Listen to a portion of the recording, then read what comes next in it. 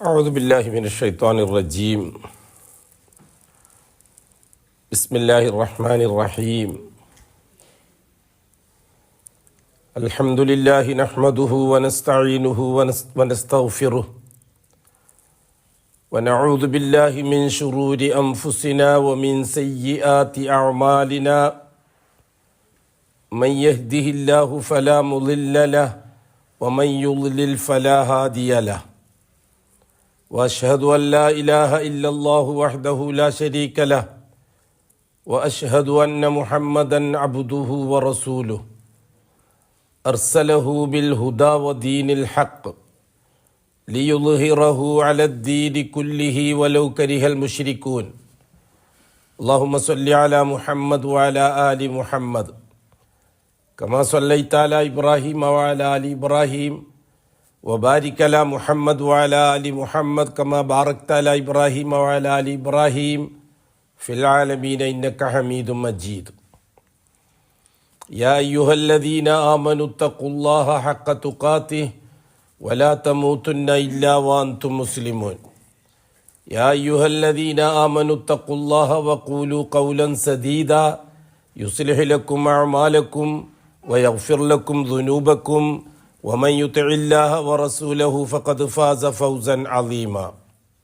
يا أيها الناس اتقوا ربكم الذي خلقكم من نفس واحدة وخلق منها زوجها وبث منهما رجالا كثيرا ونساء واتقوا الله الذي تساءلون به والأرحام إن الله كان عليكم رقيبا.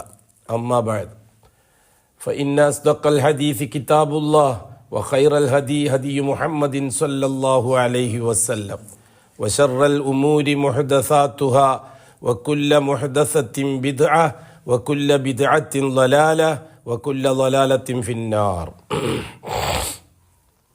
ബഹുമാനമുള്ള സഹോദരന്മാരെ, സ്നേഹിതന്മാരെ, അല്ലാഹു സുബ്ഹാനഹു വ തആല അവൻ്റെ ഇഷ്ടപ്പെട്ട അടിമകൾക്ക് നൽകിയ ഹിദായത്ത് നിലനിർത്തി കൊണ്ടുപോകാനുള്ള ഏർപ്പാടാണ് ഈ ഭൂമിയിൽ നിറച്ചും ചെയ്തു വച്ചിരിക്കുന്നത്. ഈ ഭൂമിൻ്റെ സംവിധാനം മുഴുവനും അതിനു വേണ്ടിയുള്ളതാണ്, മുഅ്മിനീങ്ങൾക്ക് വേണ്ടി. അല്ലാഹു സുബ്ഹാനഹു വ തആല മനുഷ്യരെ പരിഗണിക്കുന്നു ഭൂമിയിൽ അവരുടെ ആവശ്യങ്ങളുമായി ബന്ധപ്പെട്ട വിഷയത്തിൽ. അതിന് അല്ലാഹു തആലക്ക് ഒരു ലുബ്ധത്തരവുമില്ല, വിശാലമാണ്. അല്ലാഹു തആല വാസിയാണ്. അടിമകളുടെ ഏത് ആവശ്യങ്ങളും പൂർത്തിയാക്കി കൊടുക്കുന്ന കാര്യത്തിൽ അല്ലാഹു തആല ജാഗ്രതനാണ്. ആ വിഷയം അഭിമാനത്തോടുകൂടി അല്ലാഹു തആല നമ്മളോട് പറയാറുമുണ്ട്. അത് അവൻ്റെ ഇസ്സത്തിൻ്റെ ഭാഗമാണ്.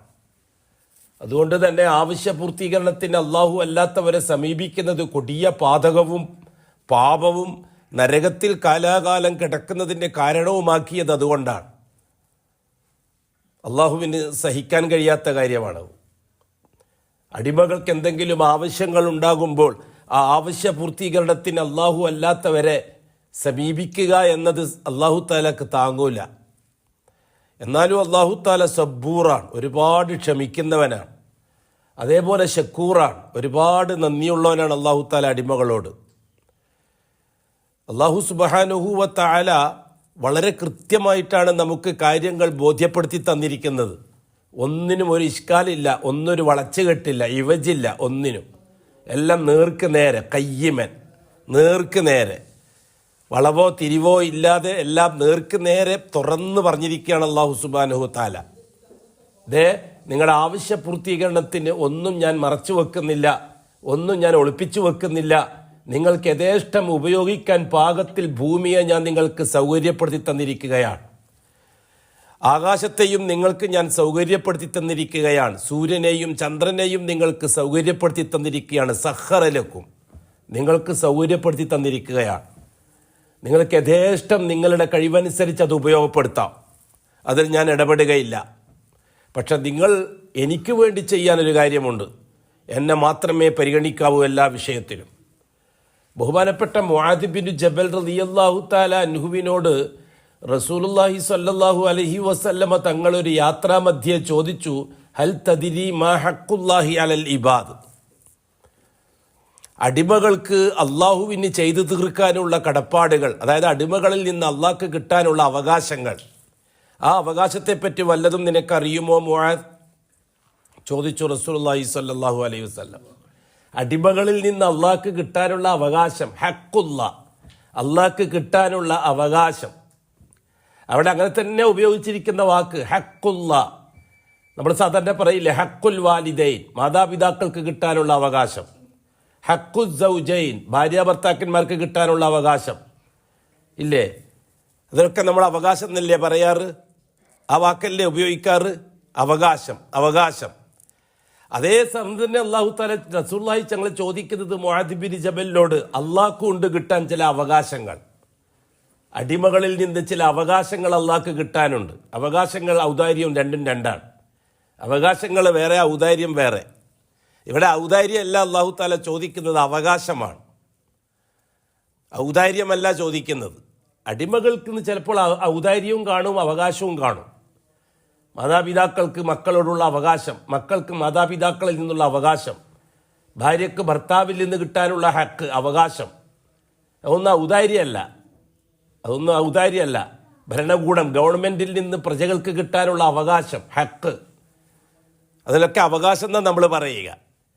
അപ്പം മഖ്ലൂക്കിൽ നിന്ന് മഖ്ലൂക്കിന് കിട്ടാനുള്ള അവകാശത്തെ സംബന്ധിച്ച് നാം വാചാലമാണ്. നമ്മുടെ വീട്ടിൻ്റെ ഉള്ളിലും നാം വാചാലമാണ്, അങ്ങാടിയിലും വാചാലമാണ്, നിയമസഭയിലും വാചാലമാണ്, പാർലമെന്റിലും വാചാലമാണ്. ഇവിടെയെല്ലാം ചർച്ച ചെയ്തുകൊണ്ടിരിക്കുന്ന വിഷയം എന്താണ്? ഭരണകൂടത്തിൽ നിന്ന് പ്രജകൾക്ക് കിട്ടാനുള്ള അവകാശം, ഹക്ക് അല്ലേ? ചെറുതും വലുതുമായ ഹക്കുകൾ, വിദ്യാഭ്യാസപരമായ ഹക്കുകൾ, അതേപോലെ തന്നെ ആരോഗ്യപരമായ ഹക്കുകൾ, സാങ്കേതികമായ ഹക്കുകൾ, ഭരണകൂടത്തിൽ നിന്ന് പ്രജകൾക്ക് കിട്ടാനുള്ള ഹക്ക്. ആ ഹക്ക് തടഞ്ഞു വെക്കുന്ന ഭരണകൂടത്തെല്ലാം ലാലിമുകൾ എന്നാണ് പറയുക. അക്രമിയായ ഭരണാധികാരി എന്നാ പറയുക. അക്രമിയായ ഭരണാധികാരി. എന്താണ് അക്രമം? എന്താണ് ളുൽമ്? ലാലിമായ ഭരണാധികാരി അവകാശങ്ങളെ തടഞ്ഞു വെക്കുകയോ ഉള്ള അവകാശം കൊടുക്കാതെ പൂഴ്ത്തിവെക്കുകയോ അല്ലെങ്കിൽ വേറൊരു വഴിക്ക് തിരിച്ചുവിടുകയോ ചെയ്യുമ്പോഴാണ് ഭരണാധികാരി ലാലിമാകുക. ഇവിടെ അല്ലാഹു സുബ്ഹാനഹു വ തആല അടിമകളും തമ്മിലുള്ള ഹക്കുകളെ പറ്റി ഒരുപാട് വിശദീകരിച്ചിട്ടുണ്ട്.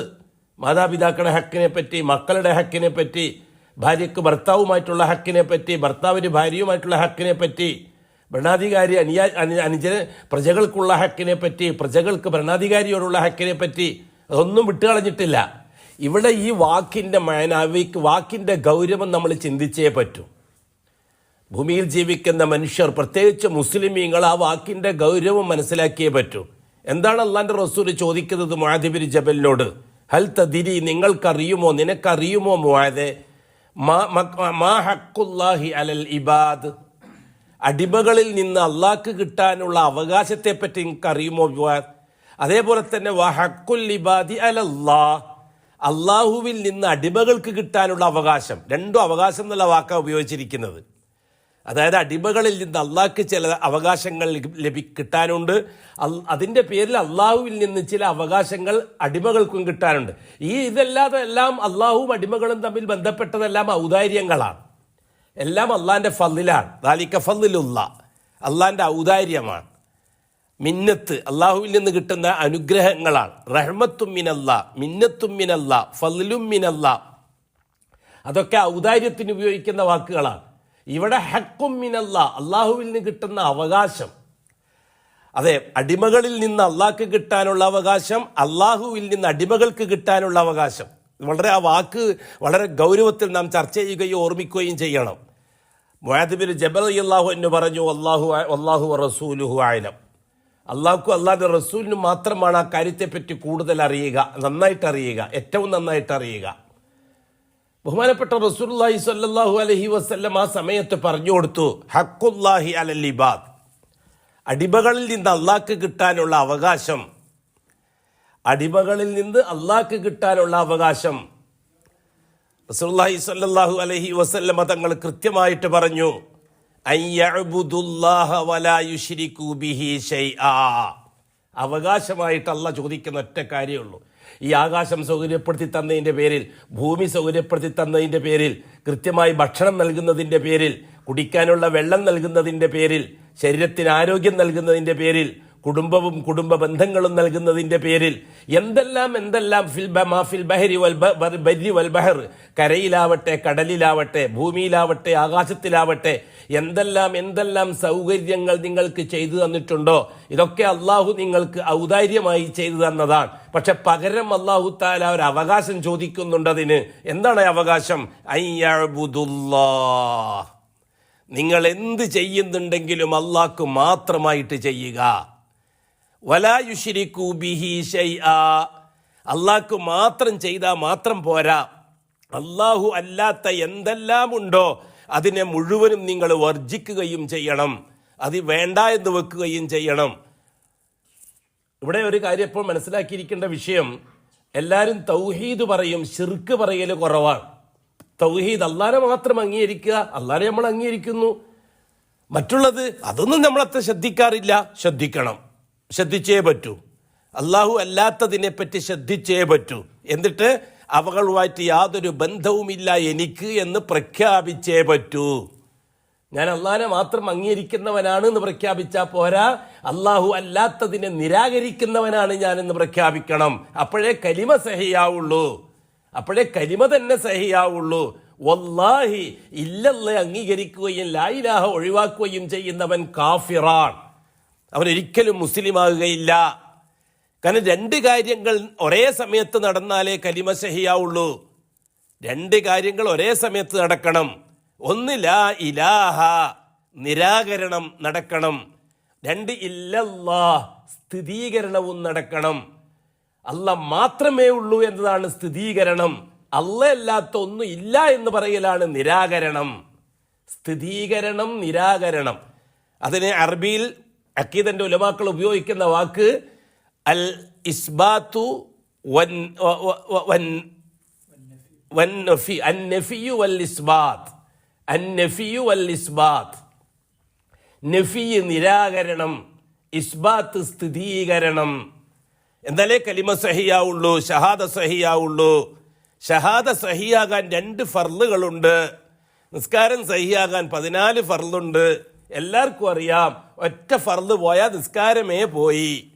നീയത്തൊരു ഫർളാൻ, ഖിയാമ് നിൽക്കൽ ഒരു ഫർളാൻ, തക്ബീറത്തുൽ ഇഹ്റാം ഒരു ഫർളാൻ, ഫാത്തിഹ ഓതൽ ഒരു ഫർളാൻ, റുകൂഅ് ചെയ്യൽ വേറൊരു ഫർളാൻ, ഇഅ്തിദാൽ ചെയ്യൽ വേറൊരു ഫർളാൻ, സുജൂദ് ചെയ്യൽ വേറൊരു ഫർളാൻ, സുജൂദിന്റെ ഇടയിൽ ഇരിക്കൽ വേറൊരു ഫർളാൻ, അവസാനത്തെ തഹിയ്യാത്ത് ഓതൽ ഒരു ഫർളാൻ, ആ തഹിയ്യാത്തിന് ശേഷം സ്വലാത്ത് ചൊല്ലൽ ഒരു ഫർളാൻ.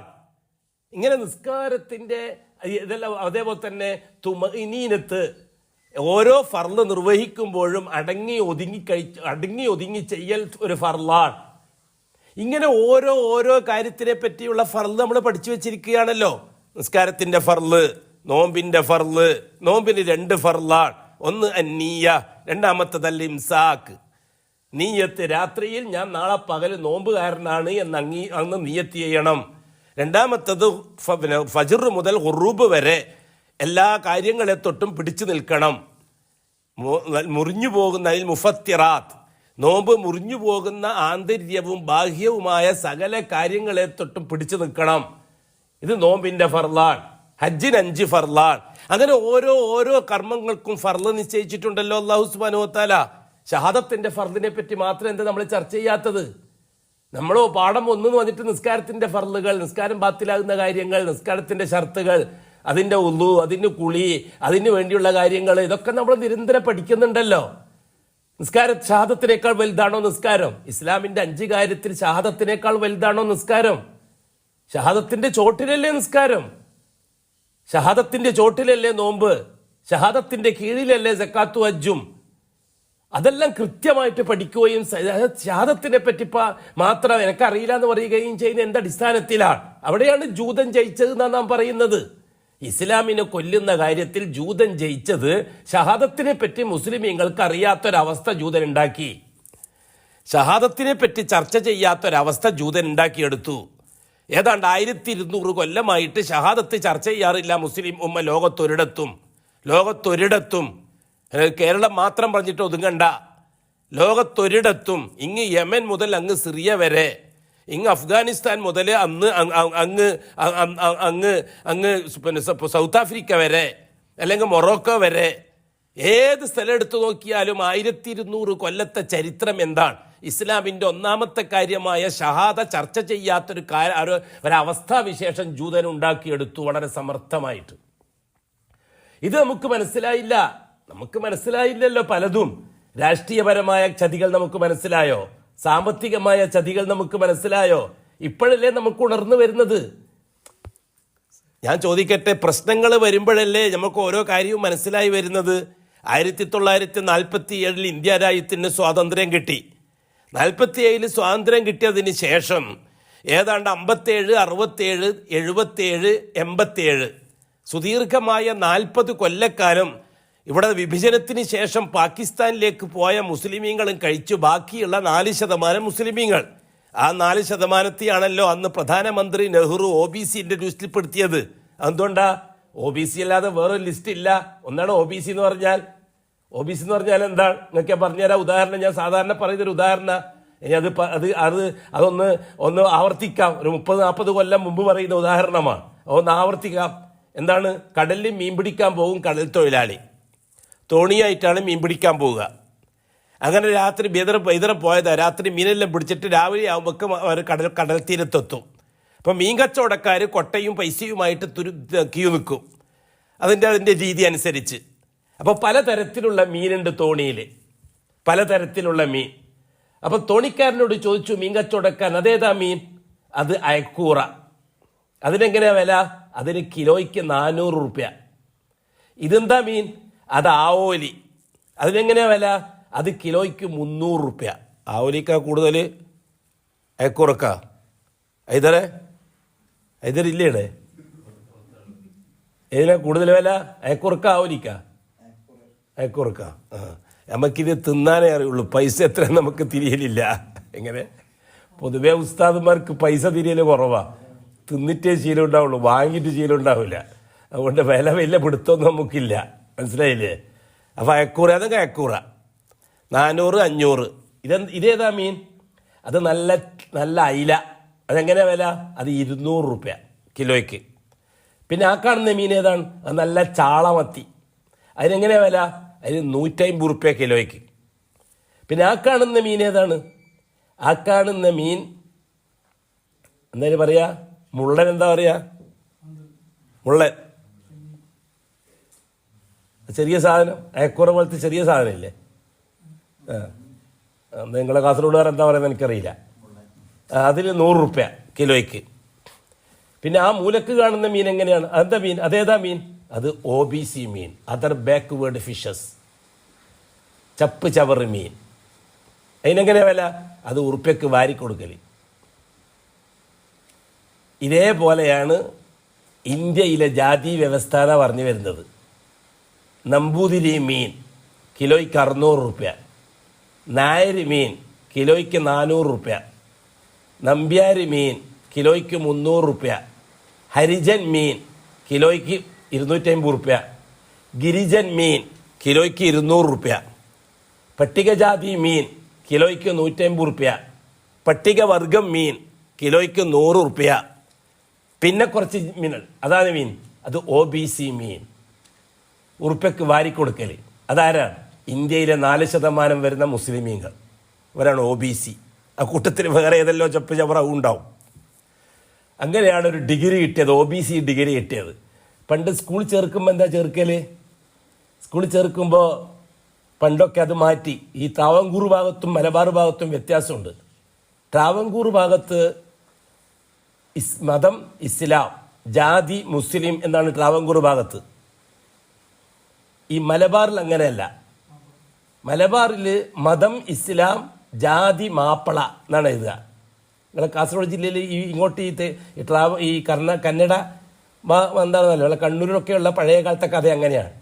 ഇസ്ലാം മാപ്പിള ഇല്ലേ? നമ്മളെ ചെറുപ്പത്തിൽ അങ്ങനെയല്ലേ പൂരിപ്പിച്ചു കൊടുത്തിരിക്കുന്നത്? ഇസ്ലാം മാപ്പിള. ട്രാവൻകൂർ ഭാഗത്ത് അങ്ങനെയല്ല. തെക്കൻ കേരളത്തിൽ മുസ്ലിം അല്ല, ഇസ്ലാം മുസ്ലിം എന്നാണ്. അതെന്തോ ഒരു ചെറിയ സംവരണ പ്രശ്നം ഉണ്ടായില്ല. ഇസ്ലാം മുസ്ലിം എന്ന് എഴുതി കൊടുത്താൽ ഔദാര്യം കിട്ടൂല ഗവൺമെൻറ്റിൻ്റെ ഭാഗത്തുനിന്ന്.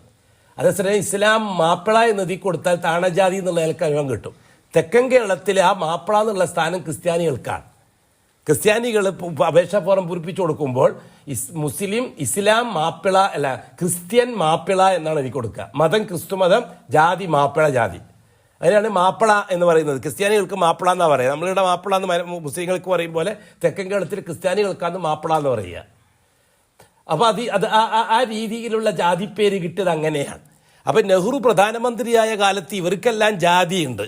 അത് കെട്ടുകെട്ടുത്ത ജാതി വ്യവസ്ഥ നിലനിൽക്കുന്ന സമയത്താണ് ഇന്ത്യക്ക് സ്വാതന്ത്ര്യം കിട്ടുന്നതും നെഹ്റു പ്രധാനമന്ത്രിയാകുന്നതും. ഒരു കാരണവശാലും ജാതിയെ ഒന്നും ചെയ്യാൻ കഴിയാത്തൊരു കാലഘട്ടം. ഇന്നല്ലേ എല്ലാവർക്കും പ്രസംഗിക്കാൻ നല്ല സൗകര്യം.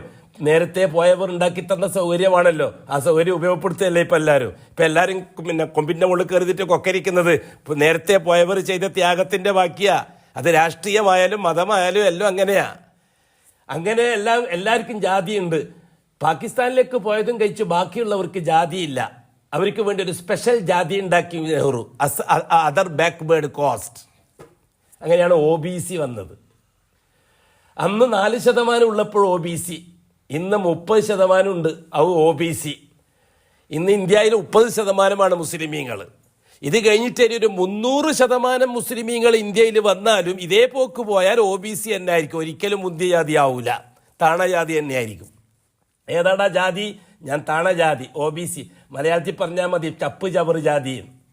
OBC തോറുമ്പോൾ സ്റ്റൈൽ എന്തോ ഒരു IAS IPS OBC എന്നൊക്കെ പറയും പോലെ തോന്നുന്നത് അല്ലേ? മലയാളത്തിൽ പറഞ്ഞാൽ മതിയല്ലോ. ഞാൻ OBC ആണ്, ചപ്പ് ചവർ ജാതി, പേരില്ലാത്ത ജാതി. ആ OBC കൂട്ടത്തിൽപ്പെട്ടു. അങ്ങനെ 40 കൊല്ലം കഴിഞ്ഞു. 47 കഴിഞ്ഞ് 57 കഴിഞ്ഞ് 67 കഴിഞ്ഞ് 77-ലെത്തി. 75-ലാണ് അടിയന്തരാവസ്ഥ ഉണ്ടായത്. അങ്ങനെ 80-ലേക്ക് എത്തി. 84-ലാണ് ഷാബാനു കേസോടനുബന്ധിച്ച് ആകെ മൊത്തം പ്രശ്നം ഉണ്ടായത്. അതുവരെയും ഇന്ത്യ രാജ്യത്തുള്ള മുസ്ലിമീങ്ങളെ രാഷ്ട്രീയ സ്ഥിതി എന്താണെന്നറിയുമോ? ഇവിടുത്തെ വലിയ തമ്പുരാക്കന്മാരായ ദേശീയ രാഷ്ട്രീയക്കാരൻ്റെ കൊടി പിടിക്കുന്ന ജോലിയാണ് മുസ്ലിമീങ്ങൾക്ക്. 10ാം ക്ലാസ് അള്ളാൻ്റെ തൗഫീഖോടുകൂടി തോറ്റിരിക്കും. പിന്നെ അടുത്ത ജോലി പാർട്ടി ഓഫീസിലാ. അത് ഇടതായാലും ശരി വലതായാലും ശരി. ഇടതാവ് ഒരു പ്രത്യേകതയുണ്ട്. എന്താ കാര്യം? ഫ്രീ ആയിട്ട് പട്ടച്ചാരായം കിട്ടും. രാത്രി പട്ടച്ചാരായം കുടിച്ച് ആരാൻ്റെ മതിലിൽ കടലാസ് ഒട്ടിക്കുന്ന ജോലിയാണ് മുസ്ലിം ചെറുപ്പക്കാരൻ്റെ ജോലി.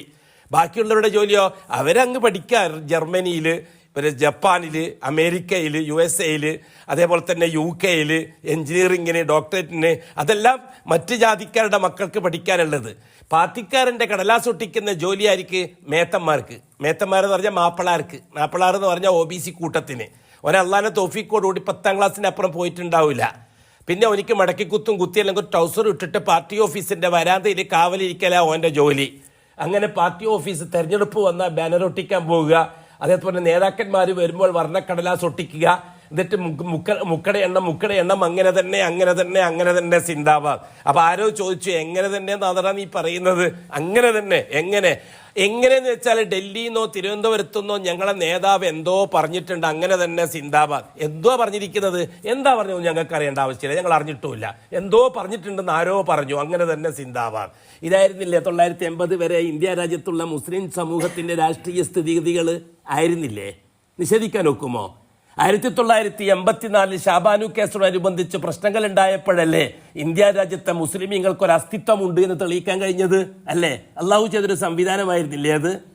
1984 ഷാബാനു കേസോടനുബന്ധിച്ച്, അതായത് വിവാഹമോചനം ചെയ്യപ്പെട്ട പെണ്ണിന് ചെലവ് കൊടുക്കണോ വേണ്ടോ, ഷാബാനു കേസ് കൊടുത്തു സുപ്രീം കോടതിയിൽ.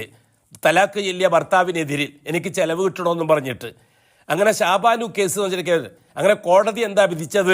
സൂറത്തുൽ ബക്കറയിൽ ഇത്ര നമ്പർ ആയത്തിന്റെ അടിസ്ഥാനത്തിൽ ഇവക്ക് ഒന്നിക്കലും മരിക്കുന്നത് വരെ അല്ലെങ്കിൽ വേറെ കല്യാണം കഴിക്കുന്നത് വരെ ചെലവ് കൊടുത്തോളൂ പിന്നെ വിധി പ്രഖ്യാപനമുണ്ടായി. അതിന് സുപ്രീം കോടതി ആയത്ത് ഓതി, വലിൽ മുത്തല്ലഖാത്തി മതാഉം ബിൽ മഅറൂഫി ഹഖ്ഖൻ അലൽ മുത്തഖീൻ എന്ന്. വലിൽ മുത്തല്ലഖാത്തി തലാക്ക് ചൊല്ലപ്പെട്ട പെണ്ണിന്റെ അവകാശമാണ് മതാഉം ബിൽ മഅറൂഫ്, മാനമായ രീതിയിലുള്ള ജീവനാംശം. മതാഇന് ജീവനാംശം എന്നത് കോടതി അർത്ഥം വെച്ചത്. മതാഉം ബിൽ മഅറൂഫ്, മാനമായ രീതിയിലുള്ള ജീവനാംശം. ഹഖ്ഖൻ അലൽ മുത്തഖീൻ, തഖ്വയോടെ ജീവിക്കുന്നവരുടെ ബാധ്യതയാണത് എന്ന് ഖുർആൻ. ഈ ആയത്ത് ഓതിയിട്ടാണ് സുപ്രീം കോടതി അർത്ഥം വെച്ചിട്ട് വിധി പ്രഖ്യാപിച്ചത്. വലിൽ മുത്തല്ലഖാത്തി മതാഉം ബിൽ മഅറൂഫി ഹഖ്ഖൻ അലൽ മുത്തഖീൻ എന്ന് എങ്ങനെയാണ് നടപ്പിലാക്കേണ്ടത് എന്ന് മുഹമ്മദുർ റസൂലുള്ളാഹി പ്രഖ്യാപിച്ചിട്ടുണ്ട്. മുഹമ്മദ് റസൂലുള്ളാഹി ചർച്ച ചെയ്യാറില്ല സ്വാഭാവികമായും കോടതി. മുഹമ്മദുർ റസൂലുള്ളാഹിക്ക് പകരം ഖുർആനാണ് ചർച്ച ചെയ്യുക. ഫസ്ഖിൻ്റെ കാര്യത്തിൽ, ഖുൽഇൻ്റെ കാര്യത്തിൽ, തലാഖിൻ്റെ കാര്യത്തിൽ ഇപ്പം അടുത്ത കാലം വരെയും കോടതി ഖുർആനാണ് പരിഗണിക്കുന്നത്, മുഹമ്മദുർ റസൂലുള്ളാഹി പരിഗണിക്കുന്നില്ല. അത് ഷിയാക്കൾക്ക് വലിയ ഹരവുമാണ്. മുഹമ്മദുർ റസൂലുള്ളാഹിയെ കൊന്നാൽ ഇസ്ലാം മരിക്കുമെന്ന് ആർക്കറിയാം? ജൂതനറിയാം, നസാറാക്കൾക്കറിയാം, ബ്രിട്ടീഷുകാരനറിയാം. അവർ പേഴ്സണൽ ലോ ഉണ്ടാക്കുമ്പോൾ 1835 പേഴ്സണൽ ലോ ആയിട്ട് ബന്ധപ്പെട്ട കാര്യങ്ങളുമായി ചർച്ച ചെയ്തപ്പോൾ അന്ന് ബ്രിട്ടീഷുകാരൻ വളരെ ബുദ്ധിയോടുകൂടി തന്നെയാണ് ഇന്ത്യ രാജ്യത്ത് പേഴ്സണൽ ലോ ഉണ്ടാക്കിയത്. ആ പേഴ്സണൽ ലോയിൽ പരിശുദ്ധ ഖുർആന്റെ ആയത്തിന് എന്തർത്ഥവും വെക്കാം മുഹമ്മദുർ റസൂലുള്ളാഹി ഇല്ലെങ്കിൽ. അതുകൊണ്ടാണ് പേഴ്സണൽ ലോയിൽ മുഹമ്മദുർ റസൂലുള്ളാഹിക്ക് വലിയ പ്രാമുഖ്യം കിട്ടാതെ പോയത്. ഇതൊക്കെ ഇപ്പോഴല്ലേ കൂട്ടരെ നമുക്ക് മനസ്സിലായി തുടങ്ങിയത് അല്ലേ? അന്ന് മനസ്സിലായിരുന്നോ? അന്ന് ഉലമാക്കൾ മുഴുവനും സടകുടഞ്ഞെഴുന്നേറ്റു. മഹാനായ നദ്വിയുടെ നേതൃത്വത്തിൽ, അബുൽ ഹസൻ അലി നദ്വിയുടെ നേതൃത്വത്തിൽ ശരീഅത്ത് സംരക്ഷണ സമിതി ഉണ്ടാക്കി ഡൽഹിയിൽ. ആ ശരീഅത്ത് സംരക്ഷണ സമിതി ദില്ലിയിൽ നിന്ന് തെക്കോട്ട് യാത്ര ചെയ്തു. അങ്ങനെ ആ ശരീഅത്ത് സംരക്ഷണ സമിതി മംഗലാപുരം വഴി കേരളത്തിൽ പ്രവേശിച്ചു. കേരളത്തിൽ പ്രവേശിച്ചപ്പോൾ അതിന് ഫുൾ സപ്പോർട്ട് കൊടുത്തത് ആരായിരുന്നു? സമസ്ത കേരള ജംഇയ്യത്തുൽ ഉലമയായിരുന്നു, ഇ.കെ. അബൂബക്കർ മുസ്ലിയാരുടെ നേതൃത്വത്തിൽ. അങ്ങനെ കോഴിക്കോട് അബുൽ ഹസൻ അലി നദ്വിയുടെ ശരീഅത്ത് സംരക്ഷണ സമിതി സമ്മേളനത്തിൽ അധ്യക്ഷം വഹിച്ചത് ഇ.കെ. അബൂബക്കർ മുസ്ലിയാരാണ്. ഉദ്ഘാടനം ചെയ്തത് അബുൽ ഹസൻ അലി നദ്വിയാണ്. ആ പേരും പറഞ്ഞ് വഹാബിയായ അബുൽ ഹസൻ അലി നദ്വിൻ്റെ ഒന്നിച്ച് സ്റ്റേജ് പങ്കിട്ടു എന്നും പറഞ്ഞിട്ടാണ് സമസ്ത പിളർന്നിട്ട് ഇറാനിയൻ ഗ്രൂപ്പായ AP ഗ്രൂപ്പ് ഉണ്ടാകുന്നത്. ഇറാനിയൻ ഷീഇയ്യത്തിൻ്റെ ഭാഗമായ AP ഗ്രൂപ്പ് ഉണ്ടാകുന്നത് ഈ കാരണം പറഞ്ഞുകൊണ്ടാണ്. വഹാബികൾ ഒന്നിച്ച് സ്റ്റേജ് പങ്കിട്ടു എന്നുള്ള കാരണം പറഞ്ഞുകൊണ്ട്, ആ കാരണം പറഞ്ഞുകൊണ്ടൊരു വിഭാഗത്തെ വളരെ തന്ത്രപരമായി ഊരിയെടുത്ത് എറണാകുളത്ത് അവർ SYSൻ്റെ പേര് പറഞ്ഞൊരു സമ്മേളനം നടത്തി. ആ സമ്മേളനം നടത്തരുത് എന്ന് സമസ്ത ഉത്തരവിട്ടെങ്കിലും അവർ അംഗീകരിച്ചില്ല. അങ്ങനെയാണ് ആ രണ്ടാമത്തെ ജൂത ഗ്രൂപ്പ് ഉണ്ടായി വരുന്നതും ഇന്ന് അതിൻ്റെ ദുരന്തം ഉമ്മത്ത് അനുഭവിച്ചുകൊണ്ടിരിക്കുകയും ചെയ്യുന്നത്. കാരണം ഇതായിരുന്നു, ശരീഅത്ത് സംവാദവുമായി ബന്ധപ്പെട്ട യോഗമാണ് അതിന് കാരണം. അങ്ങനെ ആ യോഗം വളരെ കൃത്യമായിട്ട് കന്യാകുമാരി വരെ നീങ്ങി. ഞാൻ ചോദിക്കട്ടെ നിങ്ങളോട്, ദില്ലി മുതൽ കന്യാകുമാരി വരെ നീണ്ടുനിന്ന അബുൽ ഹസൻ അലി നദ്വിയുടെ നേതൃത്വത്തിലുള്ള ശരീഅത്ത് സംവാദവുമായിട്ട് പുറപ്പെട്ട ആ ജാഥ, ആ സമ്മേളനങ്ങൾ ഇന്ത്യ രാജ്യത്തെ ഏതാണ്ട് 20 കോടിയോളം വരുന്ന മുസ്ലിമീങ്ങൾക്ക് ഞങ്ങൾക്ക് സ്വന്തമായിട്ടൊരു അസ്തിത്വമുണ്ടെന്നും ഞങ്ങൾ ആരെയും കീഴിൽ നിൽക്കേണ്ടവരല്ലെന്നും ഞങ്ങൾക്ക് കൃത്യമായൊരു നിയമസംഹിതയുണ്ടെന്നും ഒരു വ്യവസ്ഥിതിയുണ്ടെന്നും ഇന്ത്യൻ ഭരണഘടനയിൽ തന്നെ പേഴ്സണൽ ലോ എന്ന് പറഞ്ഞിട്ട് അതിൻ്റെ സിവിൽ വിഷയത്തിൽ വളരെ കൃത്യമായ നിയമനിർമ്മാണങ്ങൾ നടന്നിട്ടുണ്ടെന്നും അതുകൊണ്ട് തന്നെ ഇവിടുത്തെ രാഷ്ട്രീയക്കാരുടെ വാലായിട്ട് നമ്മൾ തൊലയേണ്ടവരല്ല എന്നും തിരിച്ചറിഞ്ഞത് 1984 കൂട്ടരെ. 1947 ഇന്ത്യക്ക് സ്വാതന്ത്ര്യം കിട്ടിയ 1950 ശേഷമുള്ള ചരിത്രം അതാ. സുദീർഘമായ 50, 60, 70, 80, 35 കൊല്ലക്കാലം ഇവിടുത്തെ വൻകിട ദേശീയ രാഷ്ട്രീയക്കാരൻ്റെ അടിമക്കൂട്ടങ്ങളായിട്ട് ജീവിച്ച മുസ്ലിം സമുദായം, ആ സമുദായത്തിന് ഞങ്ങൾ സ്വതന്ത്രമാണ് എന്ന് കാണിച്ചു കൊടുത്തത് ആ പ്രശ്നം വന്നതിന് ആയിരുന്നില്ലേ? അങ്ങനെ അതിനുശേഷമല്ല അഡ്വക്കേറ്റ് കരീം സാഹിബ് ഇസ്ലാമിക ശരീഅത്ത് മറ്റൊരു പുസ്തകം ഉണ്ടാക്കിയത്, പേഴ്സണൽ ലോ എന്നും പറഞ്ഞിട്ട് അതിനോട് ബന്ധിപ്പിച്ചുകൊണ്ട് പുസ്തകം എഴുതിയത് അഡ്വക്കേറ്റ് കരീം സാഹിബ്. അതേപോലെ തന്നെ വലിയ വലിയ വിപ്ലവങ്ങൾ നടന്നില്ലേ, വലിയ വലിയ ഗ്രന്ഥരചനകൾ നടന്നില്ലേ അതിനുശേഷം? അങ്ങനെ മുസ്ലിം ഉമ്മത്തിന് ശരീഅത്ത് എന്ന് പറഞ്ഞിട്ട് കൃത്യമായി ഒരു സിവിൽ ലോ ഉണ്ടെന്നും ക്രിമിനൽ ലോയിൽ മാത്രമേ മുസ്ലിമീങ്ങൾക്ക് സ്വന്തമായ അവകാശം നടപ്പിലാക്കാൻ പറ്റാത്തതുള്ളെന്നും സിവിൽ ലോയിൽ മുസ്ലിമീങ്ങൾ അവകാശമുണ്ടെന്നും വളരെ കൃത്യമായി വിഹരിക്കുകയും തിരിക്കുകയും ചെയ്തില്ലേ? അങ്ങനെ 85 മുതൽ ഒരു അസ്തിത്വത്തിൻ്റെ അഡ്രസ്സിലോട് മുസ്ലിങ്ങൾ മുന്നോട്ട് പോകുമ്പോഴല്ലേ ലോകാടിസ്ഥാനത്തിൽ മുസ്ലിമീങ്ങളെ ഒറ്റപ്പെടുത്തിക്കൊണ്ട് ഇസക്കാർ യോജിപ്പിലെത്തിയത് അല്ലേ? 1990 കമ്മ്യൂണിസം പിരിച്ചുവിട്ടു മിസ്റ്റർ ഗോർബച്ചോവ്. എന്നിട്ട് എന്താ ചെയ്തത്? അമേരിക്കൻ സമൂഹം ക്രിസ്ത്യാനിറ്റിയുടെ പേരിലും റഷ്യൻ സമൂഹം കമ്മ്യൂണിസത്തിൻ്റെ പേരിലും അതേപോലെ തന്നെ ഇസ്രായേലി സമൂഹം ജൂതൻ്റെ പേരിലും അതേപോലെ തന്നെ ഫാസിസ്റ്റുകൾ വേറെ അഡ്രസ്സിലും 4 കസേരയും വെച്ചിട്ട് ഒരു മേശയ്ക്ക് ചുറ്റി ഇരുന്നില്ലേ ഈ 4 മതക്കാർ ചതുർമത സഖ്യമുണ്ടാക്കി ഇസ്ലാമിനെ കൊല്ലാൻ അല്ലേ? 1984 ശേഷം മുസ്ലിമീങ്ങൾക്ക് തിരിച്ചറിവുണ്ടാകുന്നുണ്ട് എന്ന് മനസ്സിലാക്കിയതിന് ശേഷമല്ലേ ഇവിടുത്തെ ജൂതന്മാരും കമ്മ്യൂണിസ്റ്റുകളും നസാറാക്കളും ഹിന്ദുക്കളിലെ തീവ്രവാദികളും ഒരുമിച്ചിരുന്നിട്ട് ഇസ്ലാമിനെ കൊല്ലാനുള്ള ഏർപ്പാടുമായിട്ട് മുന്നോട്ട് വന്നത്? അതിൻ്റെ ഫലമായി മുസ്ലിം സമൂഹത്തിൻ്റെ മനസ്സ് നോവിക്കാൻ ഉണ്ടാക്കിയതല്ലേ ബാബരി മസ്ജിദ് 92 അല്ലേ? 1992 ബാബരി മസ്ജിദ് തകർത്ത് തരിപ്പണമാക്കിയതിന്റെ പിറകിലുള്ള വികാരം എന്താണ്? അന്ന് റോമൻ ക്രിസ്ത്യാനികൾ യമനെ കൂട്ടുപിടിച്ച് കഅബാലയം തകർക്കാൻ തീരുമാനിച്ച അതേ പോളിസി തന്നെയല്ലേ ഫാസിസ്റ്റുകൾ ബാബരി മസ്ജിദ് പൊളിക്കാനുണ്ടാക്കിയ ചരിത്രത്തിന്റെ രേഖ. ബാബരി മസ്ജിദ് പൊളിക്കാൻ അവർ രൂപപ്പെടുത്തിയ സംവിധാനവും അന്ന് കഅബാലയം പൊളിക്കാൻ റോമൻ രാജാക്കന്മാർ സ്വീകരിച്ച സംവിധാനവും തമ്മിൽ ചേർത്ത് വായിച്ചു നോക്കരുതോ? അപ്പോഴല്ലേ അതും ഇതും തമ്മിൽ ഭയങ്കരമായ ബന്ധമുണ്ടെന്ന് നമുക്ക് മനസ്സിലാക്കാൻ കഴിയുക. അങ്ങനെ ബാബരി മസ്ജിദ് പ്രശ്നത്തോടുകൂടി ഇന്ത്യ രാജ്യത്തെ മുസ്ലിമീങ്ങളുടെ മനസ്സിൽ ഒരു ഇസ്ലാമിക തീവ്രത ഉണ്ടാക്കിയെടുത്തില്ലേ ഇവിടുത്തെ ഭരണകൂടങ്ങളും അതേപോലെ തന്നെ ഇവിടുത്തെ മറ്റ് ഫാസിസ്റ്റ് സംഘടനകളും. അവരാവശ്യം എന്തായിരുന്നു? മുസ്ലിം ഉമ്മത്തിന്റെ മനസ്സിനെ തീവ്രമാക്കുക. ആ തീവ്രതയിൽ നിന്ന് രാഷ്ട്രീയ ലാഭം കൊയ്യാൻ പറ്റും. അങ്ങനെ 92 ബാബരി മസ്ജിദുമായി ബന്ധപ്പെട്ട വിഷയം പറഞ്ഞുകൊണ്ട് കുറെ ഇങ്ങോട്ട് വന്നപ്പോൾ സംഭവിച്ചത് 2 സീറ്റുമായിട്ട് BJP അധികാരത്തിൽ വന്നു. 2 സീറ്റ് അല്ലേ? ആ തെരഞ്ഞെടുപ്പിൽ 2 സീറ്റല്ലേ BJPക്ക് കിട്ടിയത്.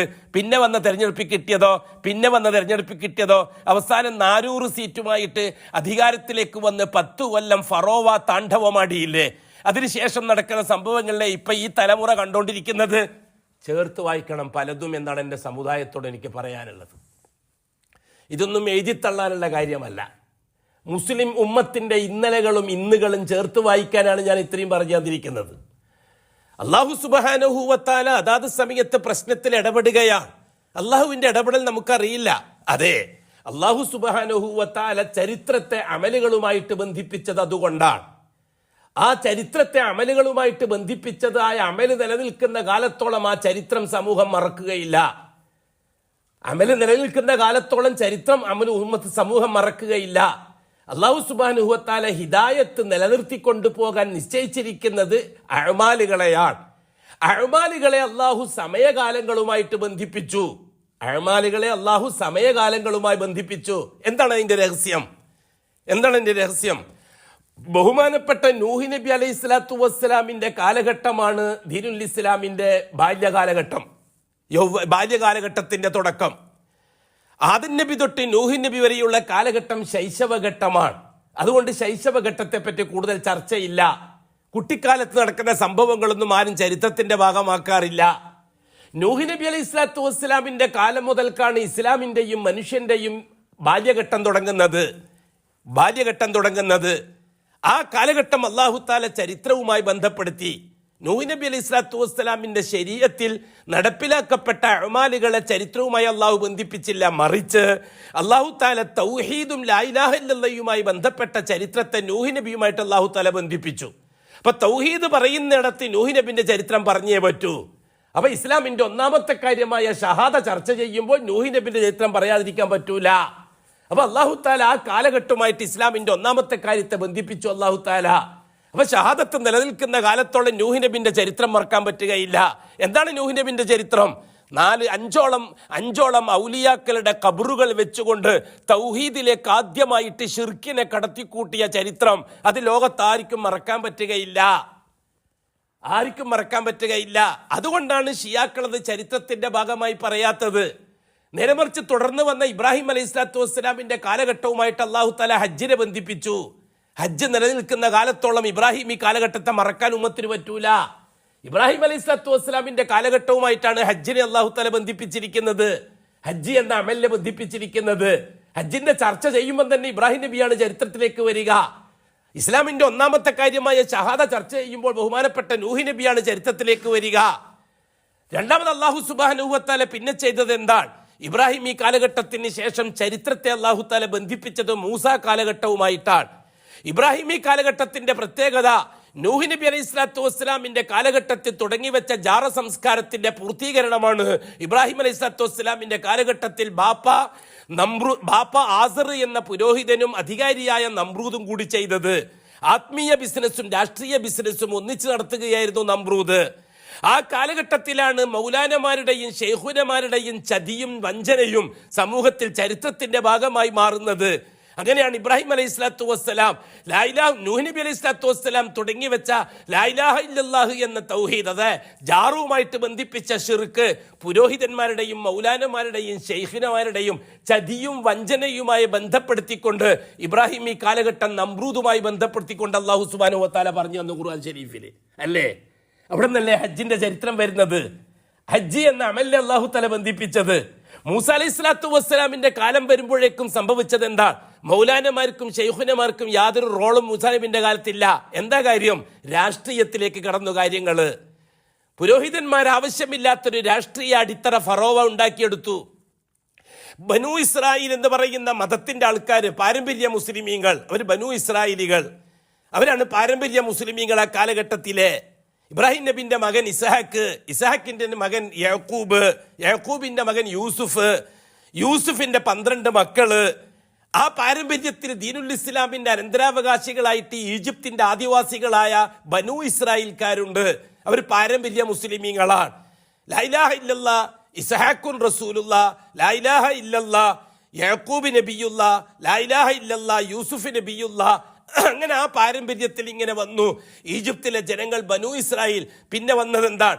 ആ ഇബ്രാഹിം നബിന്റെ കാലഘട്ടത്തിലുള്ള പുരോഹിതന്മാരുടെ ബാക്കിയില് ജാറങ്ങളും ജാറവുമായി ബന്ധപ്പെട്ടതും, അതേപോലെ തന്നെ നക്ഷത്രങ്ങൾക്കും സൂര്യനക്ഷത്ര ഗോളങ്ങൾക്ക് പരിശുദ്ധമായ അർവാഹുകൾ ഉണ്ടെന്നും, അർവാഹും മുഖദ്ദസ, പരിശുദ്ധമായ റൂഹുകൾ ഉള്ളതാണ് നക്ഷത്രങ്ങൾ.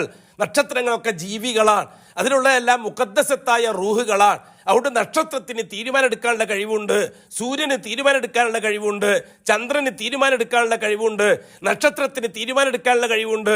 ഇന്ന നക്ഷത്രം ഉദിച്ചാൽ ഇന്ന കാര്യം നടക്കും, ഇന്ന നക്ഷത്രം ഉദിച്ചാൽ ഇന്ന കാര്യം നടക്കും. അതുകൊണ്ട് നക്ഷത്രങ്ങളെല്ലാം മുഖദ്ദസത്തായ അർവാഹുകൾ ഉള്ളതാണ്. ആ രീതിയിൽ നക്ഷത്രങ്ങളെ ഔലിയാക്കന്മാരെ ഇടപെടിപ്പിക്കും പോലെ നമുക്ക് ഇടപെടിപ്പിക്കാവുന്നതാണ് എന്നിടത്തെത്തി കാര്യങ്ങള്. ബഹുമാനപ്പെട്ട ഇബ്രാഹിം നബിന്റെ ചരിത്രം ആരംഭിക്കുന്ന അങ്ങനെയല്ലേ?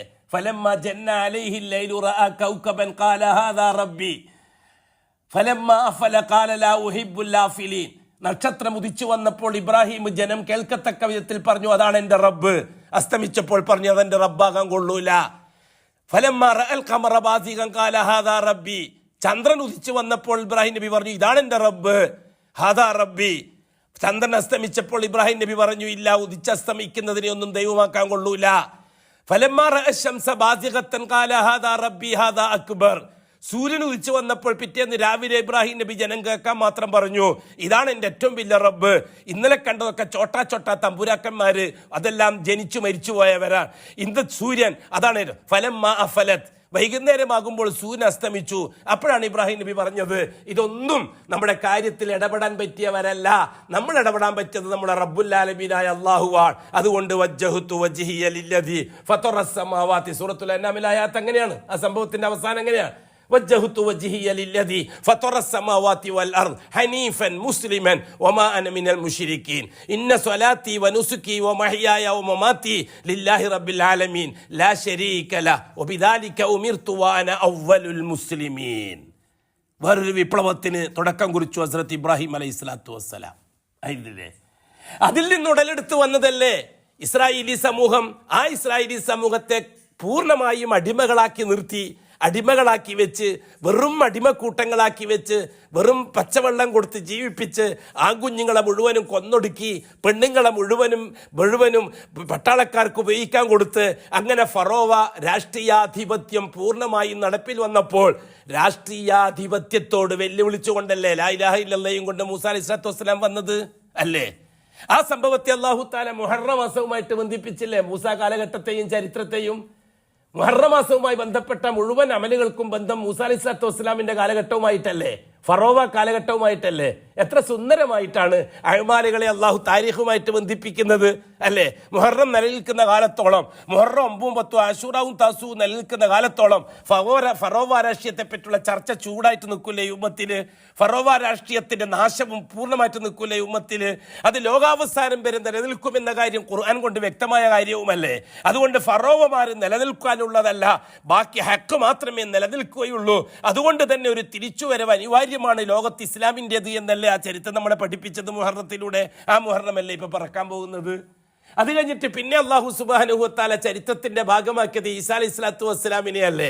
വീണ്ടും ഈസാ അലൈഹി സ്വലാത്തു വസ്സലാമിന്റെ കാലഘട്ടത്തോടുകൂടി മൂസാ കാലഘട്ടത്തിലെ രാഷ്ട്രീയ ചെങ്കോല് ജൂതന്മാരെ കയ്യിലേക്ക് വന്നപ്പോൾ ആ ചെങ്കോൽ ഉപയോഗിച്ച് ബഹുമാനപ്പെട്ട ഈസാ നബിയെയും ജനങ്ങളെയും നശിപ്പിക്കാൻ മെനക്കെട്ട ജൂത അധികാരി വർഗം പൂർണ്ണമായും ചരിത്രത്തിന്റെ വേറൊരു വഴിക്കേക്ക് പോയില്ലേ? ആ ചരിത്രമല്ലേ പിന്നെ മുഹമ്മദുർ റസൂലുള്ളാഹി ചെന്ന് അവസാനിച്ചത്? മുഹമ്മദ് റസൂലുള്ളാഹിയിലല്ലേ അഅ്മാലുകൾ പൂർണ്ണമായും ചരിത്രബന്ധനം നടത്തുന്നത്. ഷഹാദ, നിസ്കാരം, നോമ്പ്, സക്കാത്ത്, ഹജ്ജ്, ഈ 5 കാര്യങ്ങളും കഴിഞ്ഞുപോയ കാലഘട്ടത്തിന്റെ ചരിത്രവുമായി ബന്ധിപ്പിച്ച് നമ്മളാകുന്ന ഈ ഉമ്മത്തിന്റെ കയ്യിൽ അല്ലാഹു തആല ഏൽപ്പിച്ചത്. എത്ര കൃത്യമാണ് കാര്യം, എത്ര വ്യക്തമാണ് കാര്യം. എൻ്റെ ബഹുമാനമുള്ള സഹോദരങ്ങളെ, സ്നേഹിതന്മാരെ, അല്ലാഹു സുബ്ഹാനഹു വ തആല ദീനുൽ ഇസ്ലാമിനെ ഭൂലോകത്ത് അല്ലാഹു തആല സെലക്ട് ചെയ്തു വന്നിരിക്കുന്ന, ഹിദായത്ത് നൽകി അനുഗ്രഹിച്ച ഒരു നിശ്ചിത എണ്ണം ആൾക്കാർക്ക് ആ ഹിദായത്ത് നിലനിർത്തിക്കൊണ്ടു പോകാനുള്ള ഏർപ്പാടാണ് ദീനുൽ ഇസ്ലാം. ആ ഇസ്ലാമിന്റെ ഒന്നാമത്തെ കാര്യമായ ഷഹാദ, അതാണ് ഹിദായത്ത് നിലനിർത്താൻ ആദ്യം നാം പരിശോധിക്കേണ്ടത്. ഷഹാദയാണ് നാം സഹിയാക്കേണ്ടത്. ഷഹാദയോട് ബന്ധിപ്പിച്ച് അല്ലാഹ് നടപ്പിലാക്കിയത് നിസ്കാരമാണ്. രണ്ടാമതായിട്ടാണ് നിസ്കാരം സഹിയാക്കേണ്ടത്. എന്തിനു വേണ്ടി? ഷഹാദ ഡാമേജ് വരാതെ നിലനിർന്നു പോകാൻ. മൂന്നാമത്തത് സക്കാത്ത്, നാലാമത്തത് നോമ്പ്, അഞ്ചാമത്തത് ഹജ്ജ്. ഇതെല്ലാം ഷഹാദത്തിന് ഡാമേജ് ഇല്ലാതെ നിലനിർത്തിക്കൊണ്ടു പോകാനുള്ളതാണ്. അതാണ് നമ്മൾ ചെയ്തുകൊണ്ടിരിക്കുന്ന ചർച്ച. നമ്മളെ സംസാര വിഷയം അതാണ്. നമ്മുടെ ഈ മജ്ലിസു തഅലീമി ഷഹാദയുടെ പഠന സദസ്സ് എന്ന പേരിൽ നമ്മുടെ ഈ ജൗഹറുൽ ഹുദ ഇസ്ലാമിക് സെന്ററിൽ വെച്ച് നടത്തുന്ന ഈ വെള്ളിയാഴ്ച പ്രഭാഷണത്തിന്റെ ആകത്തുക അതാണ്. അത് ലോകം അറിയണം. ഇങ്ങനൊരു സംവിധാനമാണ് ദീനുൽ ഇസ്ലാമിൻ്റേത്. അതെല്ലാം കൂടി ഇസ്ലാമിന്റെ ഒന്നാമത്തെ കാര്യമായ ഷഹാദയിലാണ് ഉൾപ്പെടുത്തിയിരിക്കുന്നത്. ലാ ഇലാഹ ഇല്ലല്ലാഹുള്ള ഷഹാദ, അനുബന്ധമായിട്ട് മുഹമ്മദുർ റസൂലുള്ളാഹിക്കുള്ള ഷഹാദ. ഈ 2 ഷഹാദ, അതാണ് അർത്ഥത്തോടുകൂടി, അതിൻ്റെ ഗൗരവത്തോടുകൂടി ഇസ്ലാമിൻ്റെ പേരിൽ ചർച്ച ചെയ്യേണ്ട ആദ്യത്തെ വിഷയം. അത് മൂടിവെച്ചാൽ ഇസ്ലാം മരിക്കും. ഇത് ജൂതന് നന്നായിട്ടറിയാം. അതുകൊണ്ടാണ് ജൂതൻ ഇസ്ലാമിക ശരീഅത്തിന്റെ ഉള്ളകത്തേക്ക് സൂഫികളെ കടത്തിക്കൊണ്ടുവന്ന് ഇസ്ലാമിൻ്റെ ഒന്നാമത്തെ കാര്യമായ ഷഹാദയുടെ 2 ഭാഗവും, ഷഹാദയുടെ 2 ഭാഗവും പൊളിച്ചൊതുക്കി കുഴിച്ച് മൂടിക്കൊടുത്തു. ജാറങ്ങളെ നിർമ്മിക്കുക വഴി ലാ ഇലാഹ ഇല്ലല്ലാഹുവിന്റെ ഷഹാദയെ കുഴിച്ചിട്ടു. സൂഫികളെയും തരീഖത്തുകളെയും നിർമ്മിക്കുക വഴി മുഹമ്മദുർ റസൂലുള്ളാഹിയിലെ ഷഹാദയെ കുഴിച്ചിട്ടു. ഇത് രണ്ടും നശിപ്പിക്കാനുള്ള ഏർപ്പാട് ജൂതന്റെ ഭാഗത്ത് നിന്ന് 1300 കൊല്ലം മുമ്പ് തുടങ്ങിയതാണ്. ഇന്ന് അത് അഭംഗുരം തുടർന്നുകൊണ്ടിരിക്കുകയാണ്. അതിൻ്റെ വ്യക്തമായ അലയൊലികൾ ഇന്ത്യ മുഴുവൻ, പ്രത്യേകിച്ചിട്ട് കേരളത്തിൽ, അതിന് ഇവിടുത്തെ ഷീഈ മൊല്ലമാര് അരയും തലയും മുറക്കി ജൂതനോടൊപ്പമുണ്ട്. ആ കൂട്ടത്തിൽ ത്യാഗസന്നദ്ധയോടുകൂടി ചെറിയൊരു ന്യൂനപക്ഷം ഷഹാദത്തിന്റെ ഉയർത്തെഴുന്നേൽപ്പിന്റെ ശബ്ദവുമായിട്ട് സലഫികൾ. ഇവിടെയാണ് സലഫികളും ഷീകളും വേറെ പിരിയുന്നത്. ഇപ്പം കറണ്ടില്ല, എനിക്കാണെങ്കിൽ ചെവി അടഞ്ഞിട്ട് ഭയങ്കര ബുദ്ധിമുട്ട് സംസാരിക്കാൻ. അള്ളാഹു ഇൽമിൽ ഒരുപാട് ബർക്കത്ത് നസീബാക്കി തരട്ടെ. ഈ കാര്യങ്ങൾ നാം നമ്മുടെ മനസ്സിൽ ഉറപ്പിക്കുക. നാം നമ്മുടെ ഷഹാദയെപ്പറ്റി നന്നായിട്ട് ചർച്ച ചെയ്യുക.